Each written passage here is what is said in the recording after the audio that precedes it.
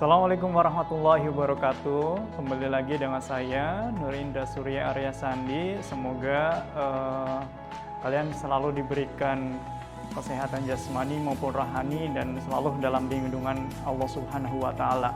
Untuk pembahasan kali ini akan membahas ruang lingkup terkait mata pelajaran proyek kreatif dan kewirausahaan. Ya. Untuk proyek kreatif kewirausahaan ini yang sebelumnya kita kenal dengan mata pelajaran kewirausahaan. Ya. Beralih dalam mata pelajaran proyek kreatif ini, ya, dengan seiring berjalannya waktu dan kurikulum merdeka yang sekarang yaitu yang kita kenal dengan nama mata pelajaran proyek kreatif dan kewirausahaan. Apa sih untuk mata pelajaran proyek kreatif dan kewirausahaan itu? Mata pelajaran proyek kreatif dan kewirausahaan merupakan wahana pembelajaran bagi peserta didik melalui pendekatan pembelajaran berbasis proyek untuk mengaktualisasi dan mengekspresikan kompetensi yang dikuasai pada kegiatan pembuatan produk, pekerjaan layanan jasa secara kreatif dan bernilai ekonomis. Mata pelajaran dimaksudkan sebagai pembelajaran peserta didik untuk menumbuhkan, kembangkan jiwa wirausaha atau yang kita kenal dengan entrepreneur dengan memanfaatkan potensi yang ada di lingkungan sekitar kita maupun yang internal dan eksternal dalam SMK. Dan dalam untuk mata pelajaran kewirausahaan ini memiliki dua elemen. Yang pertama ada elemen dalam kegiatan produksi.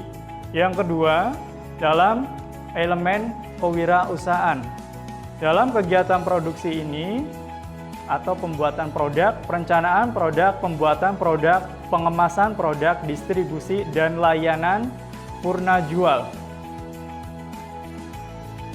Termasuk dalam kewirausahaan. Dalam kewirausahaan, peluang usaha menyusun rencana usaha, pemasaran produk, haki, dan laporan keuangan. Untuk tujuannya adalah untuk menumbuh kembangkan kemampuan peserta didik dalam menggunakan kompetensi soft skill dan hard skill melalui pengalaman nyata, yaitu menghasilkan produk, barang, atau jasa yang terstandarisasi sesuai dengan program, konsentrasi, atau keahlian kejuruan. Yang kedua adalah untuk membentuk perilaku bisnis berwirausaha sesuai dengan potensi dan peluang usaha yang baik secara individu maupun kelompok. Yang ketiga, untuk membentuk suatu profil lulusan SMK yang profesional dilandasi didukung kemampuan soft skill dan hard skill yang kuat dan seimbang. Untuk alokasi waktu atau untuk waktu pembelajaran di sini ya terkait dalam termasuk fase F. Untuk fase F di sini yang kita akan bahas terkait di kelas 11 terlebih dahulu. Yaitu waktunya adalah 180 jam mata pelajaran atau 100 jam pertemuan. Ya. Untuk 90 jam pada kelas 11 ya. Itu terdiri dari 90 jam kali pertemuan pada semester 3 dan 90 jam pertemuan pada semester yang ke-4. Ya. Untuk terkait pembahasan dalam semester yang ke-5 atau pada kelas 12 di sini terdiri dari 90 jam pertemuan. Yaitu total keseluruhannya untuk jam mata pelajaran kewirausahaan ya, atau produk kreatif dan kewirausahaan adalah 270 jam pertemuan. Dalam ruang lingkup materi atau konten, pada mata pelajaran proyek kreatif dan kewirausahaan ini terdiri dari identifikasi peluang usaha. Ya, maksudnya untuk di sini adalah peserta didik diajarkan supaya bisa mengetahui apa yang diketahui untuk peluang usaha yang ada di lingkungan sekitar kita. Yang terdiri dari eksternal ataupun maupun internal. Ya. Terus yang kedua adalah sebuah perencanaan sebuah produksi.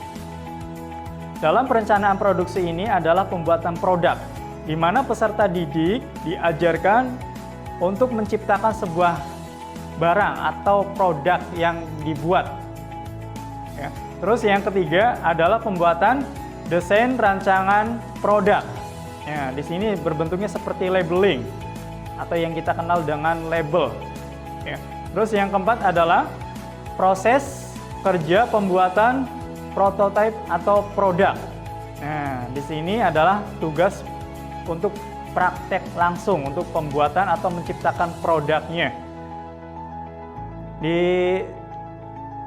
Pada bagian berikutnya adalah menghitung biaya produksi atau yang dikenal dengan break-even point dan dalam sistem ROI. Terus dalam berikutnya yang keenam adalah menentukan harga jual produk. Ya, di sini untuk peserta didik harus mampu mengetahui, ya, mengetahui mulai dari peluang usaha, untuk perencanaan produksi atau pembuatan produk dan pembuatan labeling itu harus tahu. Ya, di sini yang pada semester yang ke-3 dan ke-4 itu di kelas 11. Nah, dalam semester yang keempatnya, di sini peserta didik harus memahami proses produk, barang atau jasa. Nah, di sini maksudnya dalam proses pembuatan produk itu tidak hanya dari pembuatan produk saja, tetapi dari soft skill dan hard skill-nya itu ada jasanya juga. Misalkan seperti dari kejuruan atau keahlian otomotif, itu memiliki kemampuan misalkan memperbaiki mesin motor atau mesin mobil yang rusak. Ya. Terus yang berikutnya adalah 8, kemasan produk dan labeling, yaitu dari label produk tersendiri atau dalam produk tersebut.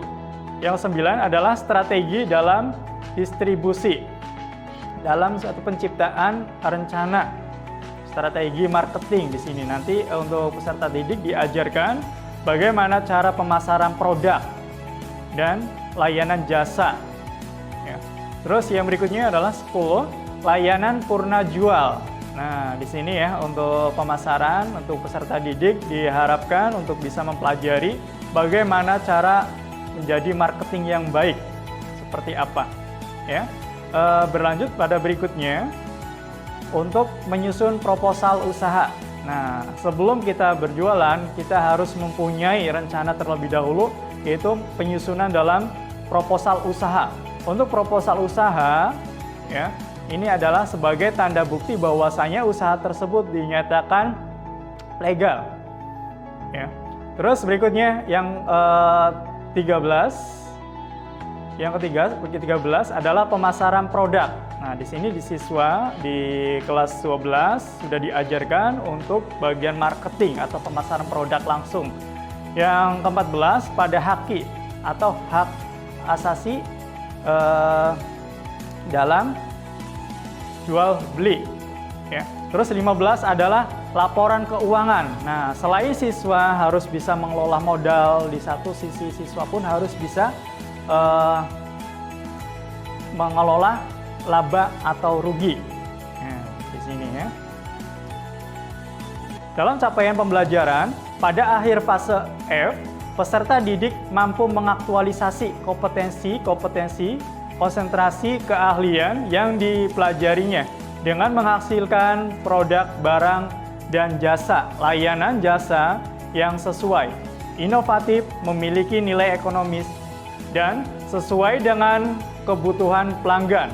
Di sisi lain, peserta didik juga akan mampu membangun usaha atau berwirausaha yang berkelanjutan dengan memanfaatkan peluang yang tersedia, baik usaha yang terkait dengan keahlian kejuruannya maupun usaha-usaha lainnya yang lebih sesuai dengan perkembangan pasar.